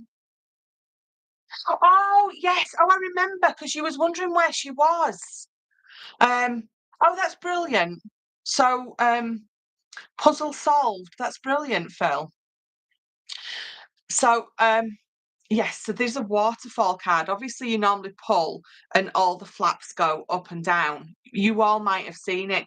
There's someone she's done, well, I think there's a few out there now. She's done one where she sort of turns it round and all the waterfall flips in a circle. And the couple that I've seen doing them have used these. Let me get it out for you. Oh, do you know what? If you'd have told me when I was at school that maths were going to come in useful for me, I wouldn't have believed you. But she uses those to get all her measurements right. But I will take that challenge on and see if I can find a simple way. And she used that as well. But we have circle dies, so we could use those. So yes, I think I know exactly what you mean. It is amazing. And I did look at it and think, well, I've got the stuff, I can do that. But yes, Tanu Creative, she is a genius, isn't she? I can sit and watch her craft all day long. Yeah, I'll have a look at it, see if there's a nice and simple way that I can do it for you guys. But it might definitely be a case of you need one of those. I don't know what it's called, that half moony thing. I know it's not officially called a half moony thing, but because she's got those markings on there, it allowed her to. You can line all your flaps up properly. It's worth it. I think it's going to be a labour of love, but I think it's going to be absolutely worth it if that's a project that you wanted to work on, definitely. Um, Protractor comp. Thank you very much. Thingamabob half moon will work just as well. That's how long it's been since I've used one. Ben came home a little while ago with these. I was so excited, and then I put them in my drawer and thought, what am I going to use them for? And then I saw that project, and I was like, ooh, I like Jaffa cakes. Do you guys? Half moon. Ooh, total eclipse. I love that advert, guys. Um, right, so we're just babbling about nonsense now, aren't we? So I'm gonna let you all go. Matthew laughing. Um, do you know what? I bought when I first saw that advert, I went out and bought Jaffa cakes just so I could annoy Ben by doing the full moon total eclipse thing with the Jaffa cakes. Right, I'm gonna let you all get off. I will get on with these. I will have a look at the circle waterfall. I will have a look at some 6x6 projects.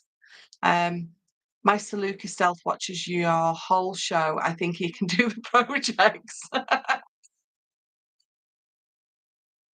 Gaza, you ESP and me have just ate three. Oh, did you? Oh, thanks again. Right, I will let you all get off.